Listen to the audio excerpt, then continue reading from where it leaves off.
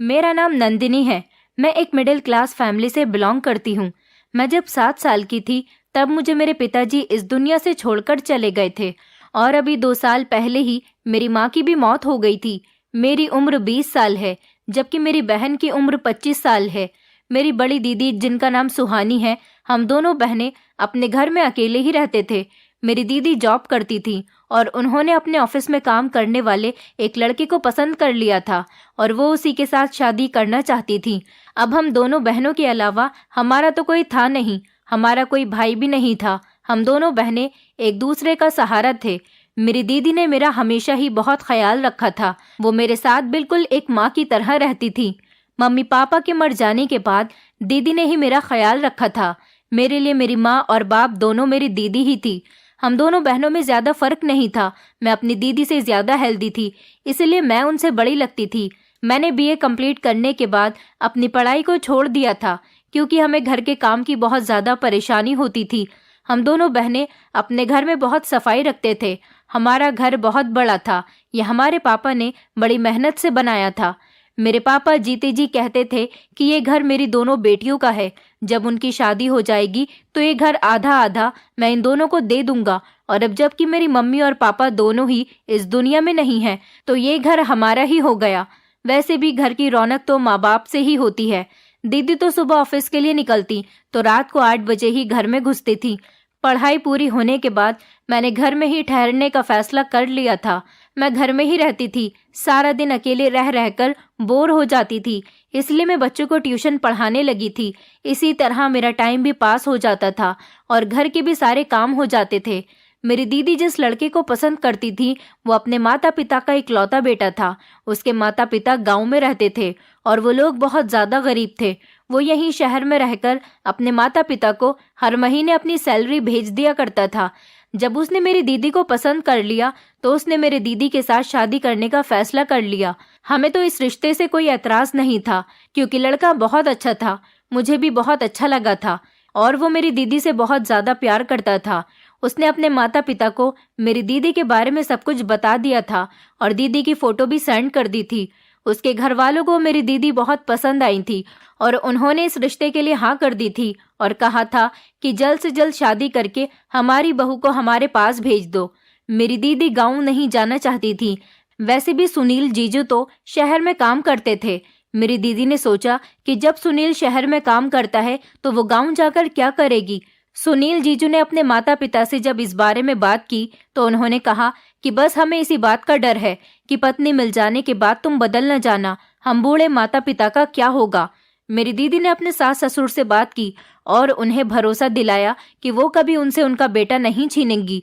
जो हक वो अपने माता पिता को पहले से ही देता आया है, शादी के बाद में भी वही हक देगा, क्योंकि हम दोनों बहनें भी तो बेसहारा हैं और बिना माता पिता की जिंदगी गुजार रहे हैं। हमसे ज्यादा माता पिता की अहमियत शायद कोई नहीं समझ सकता। सुनील जीजू के माता पिता को मेरी दीदी की ये प्यार भरी और समझदारी भरी बातें बहुत पसंद आई थी। वो लोग छुट्टियों में हमारे घर पर आ गए थे और इसी तरह से सुनील जीजू और सुहानी दीदी की शादी हो गई। शादी ज्यादा धूमधाम से नहीं की गई थी क्योंकि फालतू का खर्च ही होना था। ना तो सुनील जीजू के ज्यादा रिश्तेदार थे और ना ही हमारा इस दुनिया में कोई था, इसलिए हमने बहुत ही सिंपल तरीके से शादी कर ली थी। सुनील जीजू के माता पिता मेरी दीदी से बहुत खुश हुए थे। सुनील जीजू मेरी दीदी को अपने किराए वाले फ्लैट में लेकर चले गए थे और उनके माता पिता वापस अपने गांव लौट गए थे। 1 हफ्ता मेरी दीदी वहां पर रही। उनको हमेशा मेरी फिक्र लगी रहती थी और पूरा 1 हफ्ता मैंने अपनी दीदी के बगैर इस घर में बड़ी मुश्किल से गुजारा था, क्योंकि हमारा घर बहुत बड़ा था। हमारे घर में लगभग 5 कमरे थे और सारे ही कमरों के अंदर वॉशरूम और बाथरूम अटैच थे। 2 मंजिल का घर था। मुझे इतने बड़े घर में दीदी के जाने के बाद बहुत डर लग रहा था। 3-4 दिन तो मेरी फ्रेंड मेरे साथ रहकर चली गई थी, लेकिन भला वो भी मेरे साथ मेरे घर में कब तक रह सकती थी। उसके बाद वो अपने घर चली गई।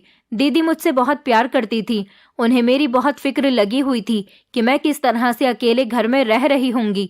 और फिर मैं जॉब भी तो नहीं करती थी, दीदी ही तो जॉब करती थी। उन्हीं की कमाई से तो मेरा भी गुजर बसर हो रहा था। दीदी की शादी को 1 हफ्ते से ज्यादा ही हुआ था। दीदी अपने सामान के साथ हमारे घर पर आ गई और उन्होंने कहा कि मेरा तुम्हारे बिना दिल नहीं लगता, मुझे हमेशा तुम्हारी फिक्र लगी रहती है। मैं तुम्हारे साथ यहीं पर ही रहूंगी। मैंने दीदी को बोला भी कि कहीं ऐसा न हो कि सुनील जीजू नाराज हो जाएं।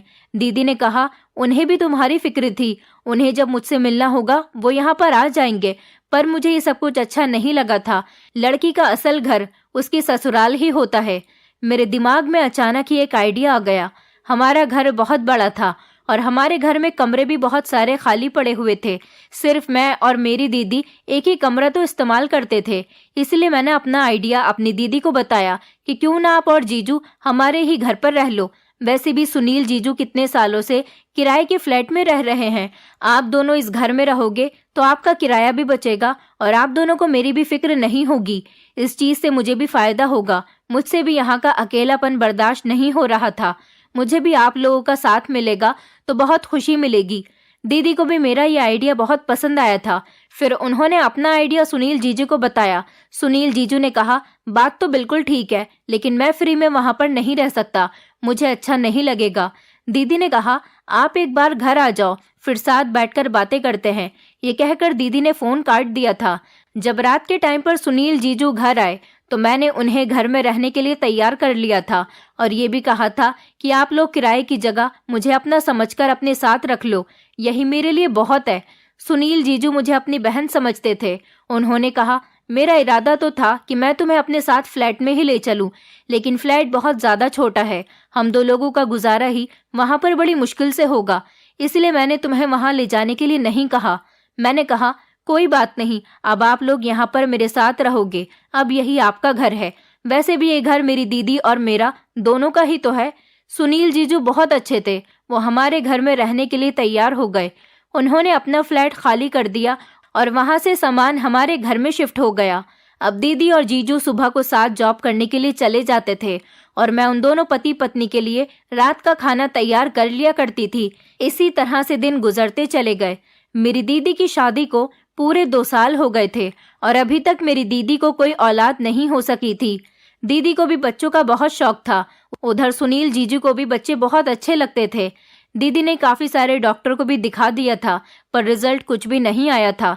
और फिर धीरे धीरे 4 और फिर 5 साल मेरी दीदी की शादी को गुजर गए थे और अभी तक हमारे घर में बच्चों की किलकारी नहीं गूंजी थी। मैं भी अपने घर में रौनक देखना चाहती थी, बच्चों की चहल पहल, बच्चों की आवाजें, उनके साथ खेलना। लेकिन हम सब बहुत मायूस हो चुके थे और अब तो मेरी दीदी भी हार मानने लगी थी।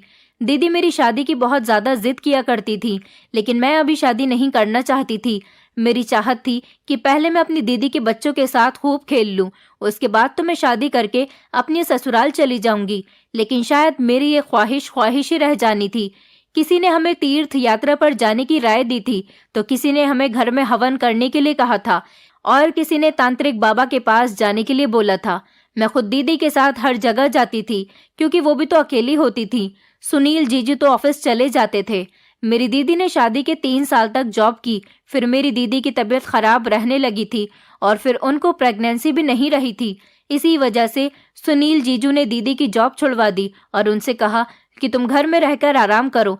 दीदी के साथ साथ मैं भी काफी सारी जगह पर जा चुकी थी, क्योंकि मेरी दीदी प्रेग्नेंट होने के लिए बहुत सारी कोशिशें कर रही थी और हर बार उनकी कोशिशें नाकाम हो जाती थी।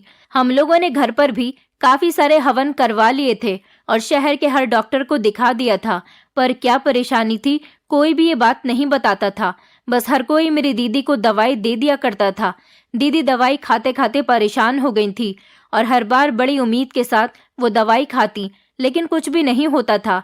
दीदी ने मन्नत मांगी हुई थी कि उनके पास बच्चा आ जाएगा तो वो मंदिर जाकर बहुत सारे गरीबों को खाना बांटेंगी, लेकिन इससे भी कोई नतीजा नहीं निकल रहा था। इसी तरह से काफी साल गुजर जाने के बाद दीदी हिम्मत हारती जा रही थी, पर मैं हर बार उनको हिम्मत देती थी और उनको यकीन दिलाती थी कि भगवान एक दिन आपकी प्रार्थना जरूर सुनेगा। हम लोग हर काम से मायूस हो गए थे और थक हार कर अब घर पर ही बैठ गए थे और भगवान का फैसला आने का इंतजार कर रहे थे। फिर एक दिन हमारे यहाँ सुनील जीजू के दूर के एक रिश्तेदार मेरी दीदी से मिलने के लिए आए। उन लोगों ने हमारे घर पर रात का खाना भी खाया था। वो दोनों पति पत्नी थे और सुनील जीजू की पत्नी को काफी टाइम से देखने की ख्वाहिश कर रहे थे, क्योंकि इन दोनों की शादी बहुत सिंपल तरीके से हुई थी, इसीलिए कोई भी मेहमान शादी में नहीं आ पाया था। अब ये लोग शहर ही आए हुए थे, तो इसीलिए दीदी से मिलने के लिए हमारे घर पर भी आ गए। उन्होंने मेरी दीदी को बताया कि तुम्हारे शहर में एक तांत्रिक बाबा रहते हैं, तुम एक बार अपने आप को उन्हें दिखा दो। दीदी ने बताया था कि हम काफी सारे तांत्रिक बाबा के पास जा चुके हैं, पर हर बार हमारी कोशिश नाकामी साबित हुई है। उन्होंने कहा कि एक बार और ट्राई करके देख लो। दीदी ने उनका कहना मान लिया और कुछ दिनों बाद ही दीदी इस तांत्रिक बाबा के पास भी चली गई। दीदी मुझे भी उस बाबा के पास अपने साथ लेकर चली गई थी।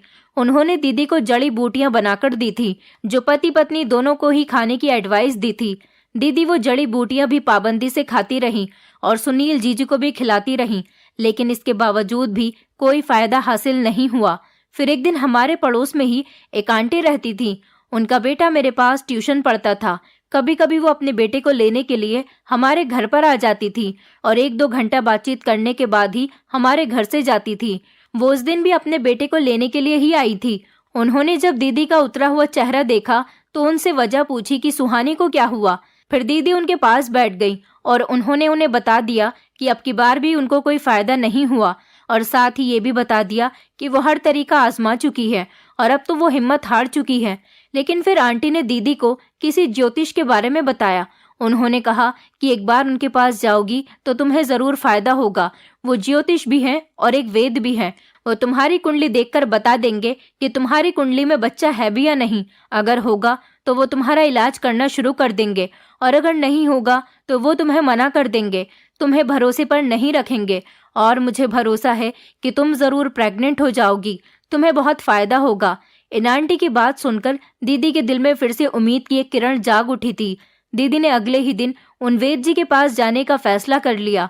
अब की बार दीदी वेद जी के पास अकेली ही गई थी, क्योंकि बच्चों के एग्जाम चल रहे थे और मेरे पास दीदी के साथ जाने का टाइम नहीं था। दीदी जब घर आई तो मैंने देखा कि वेद जी ने दीदी को कुछ सफेद सफेद पाउडर जैसा पानी में मिलाकर खाने के लिए दिया था और कहा था कि इसका आपको रोज सेवन करना है। और साथ ही उन्होंने 2 लौंग भी भाभी को दी थी। उनसे कहा था कि इन दोनों लौंग को तुम्हें 15 दिन तक अपनी साड़ी के पल्लू में बांधकर रखना है और सोते समय इन दोनों लौंग को अपने शरीर पर मल लेना। उसके बाद फिर से दोबारा इसको अपने दुपट्टे के पल्लू में बांध लेना।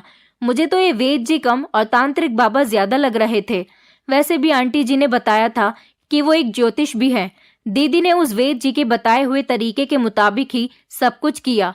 उस लौंग को अपने साड़ी के पल्लू में भी बांध लिया और रात को वो उसको मलकर दोबारा से साड़ी के पल्लू में बांध लेती थी। और साथ ही साथ वो उन्होंने जो सफेद पाउडर की पुड़िया दी थी उसको भी पानी के साथ ले रही थी। अगले हफ्ते ही दीदी प्रेग्नेंट हो गई। दीदी जब प्रेग्नेंट हुई तो मैं बहुत हैरान रह गई थी कि ये सब कुछ आखिर कैसे हो गया। दीदी इन 2 चीजों की वजह से इतनी आसानी से प्रेग्नेंट हो गई। भला ऐसे कैसे हो सकता है। फिलहाल दीदी तो बहुत ज्यादा खुश थी, क्योंकि वो माँ बनने वाली थी।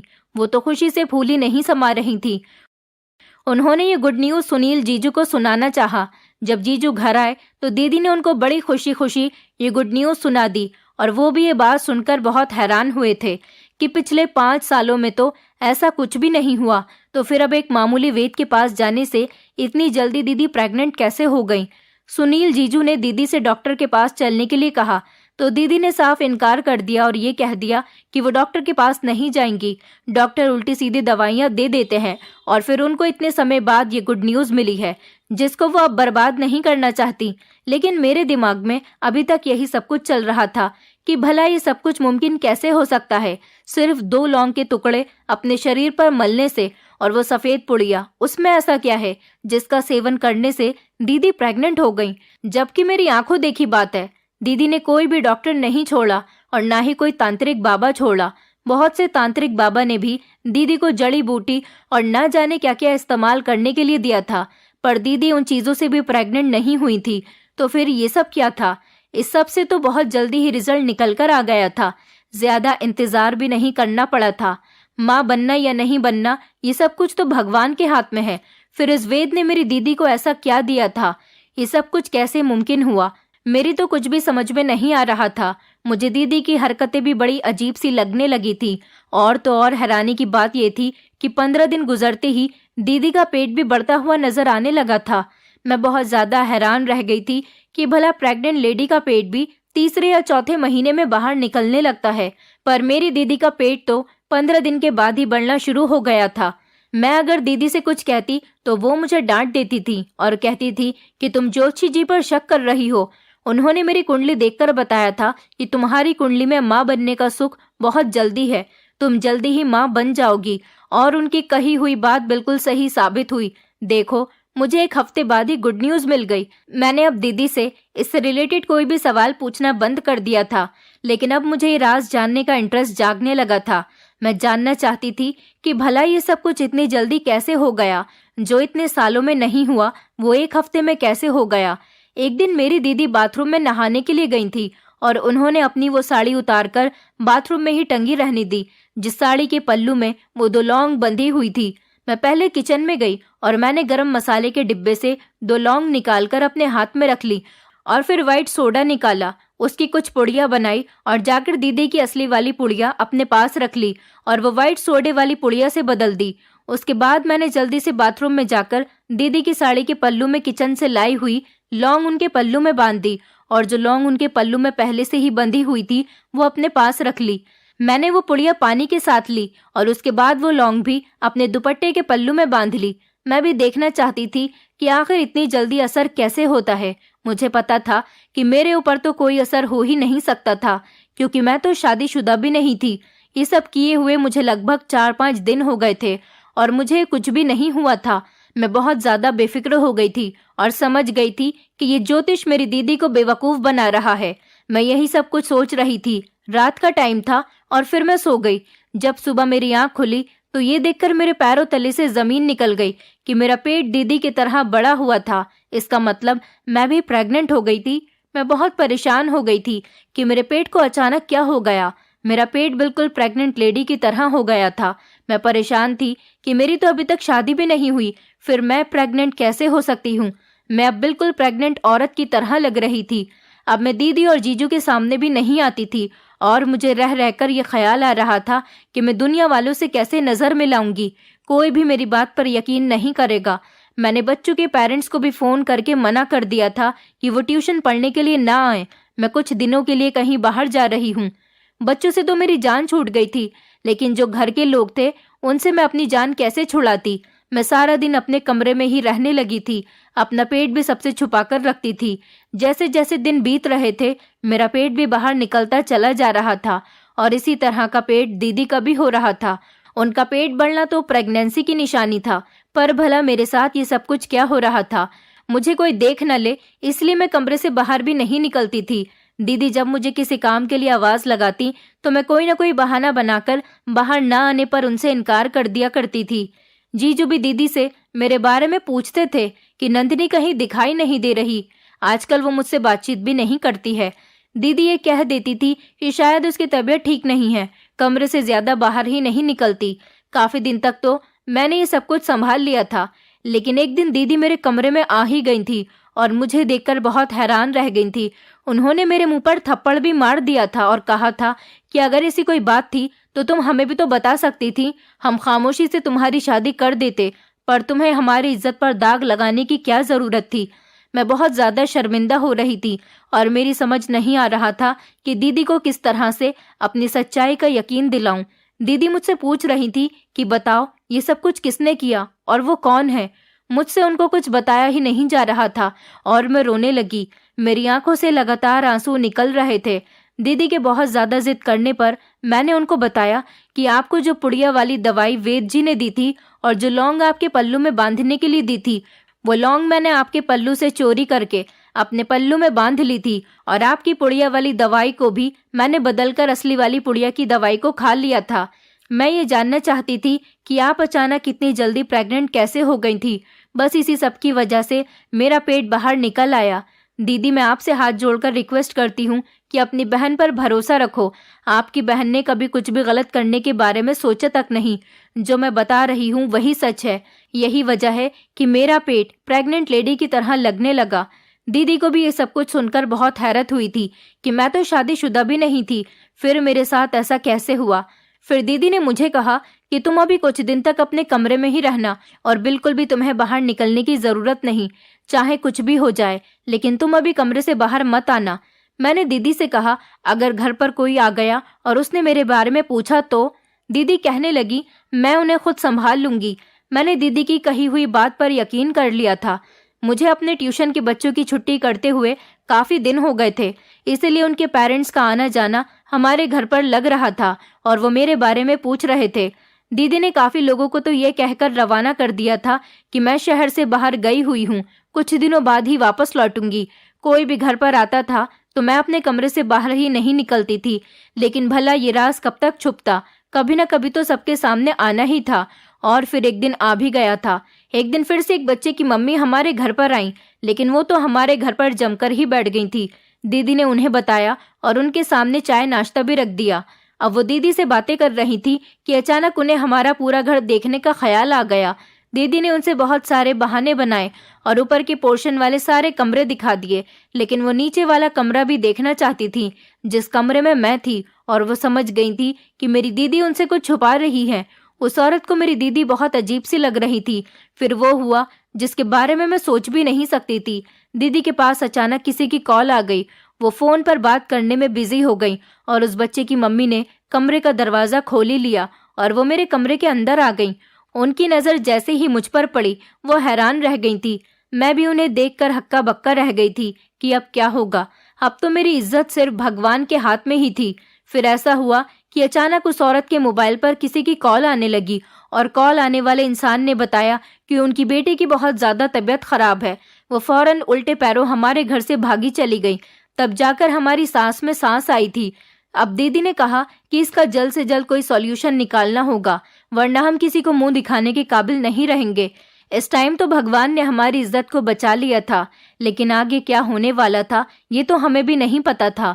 दीदी ने सुनील जीजू को बताने का फैसला किया तो मैं बहुत डर गई थी। मैं नहीं चाहती थी कि उनको इस बारे में पता चले, क्योंकि मुझे पता था कि वो भी अपनी साली को गलत ही समझेंगे और सोचेंगे कि जरूर उनकी साली का किसी के साथ अफेयर चल रहा है और ये सब कुछ किसी लड़के का ही किया धरा है।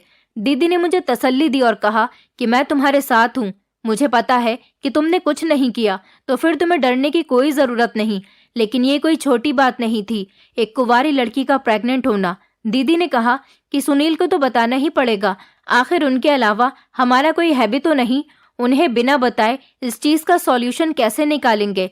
और फिर दीदी ने इस बारे में सुनील जीजू को बता दिया था। जीजू मुझ पर बहुत ज्यादा गुस्सा हुए थे। मुझे पता था कि उनको भी दवाई वाली बात पर यकीन नहीं आएगा और उनका भी यही कहना था कि तुम्हारी बहन ने बहुत गलत कदम उठाया है। मैं बहुत शर्मिंदा थी कि अनजाने में मैंने इतनी बड़ी गलती कैसे कर दी। दीदी ने जीजू को बहुत समझाने की कोशिश की, जिस पर उन्होंने कहा कि तुम मुझे अपनी बहन की साइड लेकर बेवकूफ बनाने की कोशिश कर रही हो, और उन्होंने दीदी की किसी बात पर यकीन नहीं किया। जीजू हम दोनों बहनों से बहुत ज्यादा नाराज हो गए। अब दीदी ने जीजू से कहा था कि डॉक्टर के पास चलते हैं, जरूर हमें इस प्रॉब्लम का सॉल्यूशन मिल जाएगा। लेकिन जीजू ने इस बात का कोई जवाब नहीं दिया और वो अपने कमरे में चले गए थे और मैं भी अपने कमरे में चली गई थी और बहुत रोई थी कि ये सब कुछ मेरे साथ क्या हो रहा है। मैं जीजू की नजरों में भी गिर गई थी। मैंने जीजू को अपना भाई मान लिया था और उनको मेरी बात पर यकीन करना चाहिए था, बल्कि इस परेशानी के कड़े वक्त में उनको मेरा साथ देना चाहिए था। पर वो तो नाराज ही हो गए थे। मैं उनसे नजरें मिलाने के काबिल नहीं रही थी। जीजू मुझे जब कमरे से बाहर देखते तो दीदी पर गुस्सा करते थे और उनसे कहते थे कि अपनी बहन को कमरे के अंदर लेकर जाओ, मुझे इसकी शक्ल भी नहीं देखनी। जब मैं घर आया करूं तो ये मेरे सामने ना आया करे। दीदी ने रात के टाइम पर जीजू को सब कुछ समझाया था कि वो लड़की है, हमें उसका साथ देना चाहिए और उसकी परेशानी को दूर करना चाहिए, वरना उससे कौन शादी करेगा। फाइनली जीजू मुझे डॉक्टर के पास ले जाने के लिए तैयार हो गए थे, लेकिन जीजू ने दीदी से सख्ती से मना किया था कि दिन के टाइम पर तुम इसे अपने साथ घर से बाहर लेकर मत निकलना, मौका देखकर ही तुम इसे डॉक्टर के पास लेकर जाना। दीदी मुझे मौका देखकर डॉक्टर के पास ले आई थी। मैं बहुत घबरा गई थी कि अब क्या होगा मेरे साथ। डॉक्टर के क्लिनिक पर काफी भीड़ थी। वहां पर हम लोग लगभग 1 घंटा बैठे रहे थे, लेकिन जब हमारा नंबर आने लगा तो डॉक्टर के चेकअप करने का टाइम खत्म हो गया था और अब हमें कल फिर से दोबारा यहाँ पर आना था। हम लोग घर चले गए थे। हम लोग घर आए तो जीजू ने दीदी से पूछा कि क्या हुआ, डॉक्टर ने क्या बताया, जिस पर दीदी ने बताया कि डॉक्टर के चेकअप का टाइम खत्म हो गया था, इसलिए हम घर को वापस आ गए और अब हम कल फिर से जाएंगे। मेरी ये रात बड़ी भारी गुजरी थी और मुझे दिन निकलने का इंतजार था। मैं सारी रात जागती रही थी। मुझे इंतजार था कि कब सुबह होगी और मेरी मुश्किल खत्म होगी। फिलहाल सुबह हो गई थी और मैं लगभग 10 बजे के टाइम पर दीदी के साथ डॉक्टर के क्लिनिक पर फिर से चली गई थी। हम लोग चेकअप करवाने के लिए घर से निकल गए थे। दीदी ने अपना चेकअप नहीं करवाया था। मेरा नंबर आ गया था और मेरी हालत बहुत बुरी हो रही थी और मुझे पसीने छूट रहे थे। डॉक्टर मुझे अपने साथ चेकअप के लिए ले गई थी। मेरा चेकअप हो गया था। मुझे तो बाहर भेज दिया गया था, लेकिन डॉक्टर काफी देर के बाद बाहर आई थी और कुछ परेशान लग रही थी। दीदी के पूछने पर डॉक्टर ने कोई सही जवाब नहीं दिया था और कहा था कि मैं कुछ टेस्ट लिखकर दे रही हूँ, वो टेस्ट करवाने के बाद मेरे पास आना। टेस्ट का पर्चा लेकर मैं और दीदी लैब चले गए थे और हमने टेस्ट करवा लिए थे। टेस्ट की रिपोर्ट हमें अगले दिन मिलने वाली थी और अगले दिन का हमें बेसब्री से इंतजार था, जब हमें लैब से रिपोर्ट मिलनी थी। जैसे तैसे अगला दिन भी निकल चुका था। हम दोनों बेसब्री से लैब से रिपोर्ट मिलने का इंतजार करने लगे थे। दोपहर के 2 बजे मैं और दीदी लैब चले गए थे। वहां से रिपोर्ट्स लेकर हम फौरन डॉक्टर के पास चले गए। डॉक्टर ने रिपोर्ट देखी और बताया कि ये प्रेग्नेंट नहीं है, सिर्फ पेट में इन्फेक्शन हो गया है, जिसकी वजह से पेट फूल गया और पेट के चारों हिस्से पर चर्बी जम गई है। ये बात सुनने के बाद मैंने तो सुकून का सांस लिया था। मैं बहुत ज्यादा बेफिक्र हो गई थी कि चलो अच्छा है, जैसा मैंने सोचा था वैसा कुछ भी नहीं है। डॉक्टर की बात सुनने के बाद दीदी ने अपना चेकअप करवाया, क्योंकि अब दीदी को गड़बड़ महसूस होने लगी थी। जब दीदी का चेकअप हुआ और अगले दिन दीदी की भी रिपोर्ट्स मिली, तो दीदी के तो पैरों तले से जमीन निकल गई थी कि दीदी भी प्रेग्नेंट नहीं है, बल्कि उनका पेट भी मेरी तरह इन्फेक्शन की वजह से ही फूल रहा है। दीदी को अभी यकीन हो चुका था कि वो वेद एक फ्रॉड आदमी है और लोगों को पैसों के नाम पर ठग रहा है, बल्कि अपनी दवाई से वो लोगों के पेट में बीमारियां पैदा कर रहा है। दीदी मेरे सामने बहुत शर्मिंदा हो गई थी।